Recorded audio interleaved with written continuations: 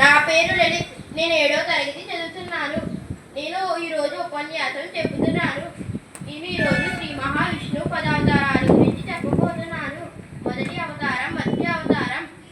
జీవుల్ని ప్రళయం నుంచి రక్షించడానికి శ్రీ మహావిష్ణువు మత్స్య అవతారం ఎత్తారు. రెండవ అవతారం కుర్మ అవతారం. రాక్షసులు మరియు దేవతల మధ్య వైరాన్ని నివారించడానికి శ్రీ మహావిష్ణువు కుర్మ అవతారం ఎత్తారు. మూడవ అవతారం వరాహ అవతారం. హిరణ్యకశిపుడు అనే రాక్షసుడిని సంహరించడానికి శ్రీ మహావిష్ణువు వరాహ అవతారంగా భూమి మీద జన్మించారు. నాలుగవ అవతారం నరసింహ అవతారం. తన ప్రియభక్తుడైన ప్రహ్లాదుడు తండ్రి హిరణ్యకశిపుడిని సంహరించడానికి శ్రీ మహావిష్ణువు నరసింహ అవతారం ఎత్తారు.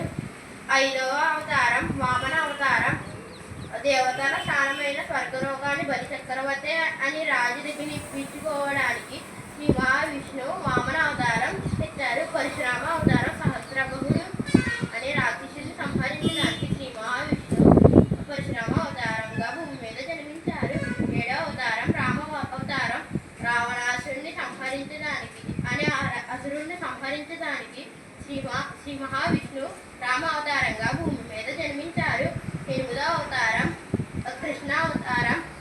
ధర్మస్థాపన కోసం మరియు కురుక్షేత్ర యుద్ధం జరిపించడం కోసం శ్రీ మహావిష్ణువు కృష్ణ అవతారంగా భూమి మీద జన్మించారు. తొమ్మిదవ అవతారం బుద్ధ అవతారం. శ్రీ మహావిష్ణువు 9వ అవతారం బుద్ధ అవతారం అని పురాణాల ప్రకారం తెలిసింది. 10వ అవతారం కల్కి అవతారం. శ్రీ మహావిష్ణువు 10వ అవతారం కల్కి అవతారం.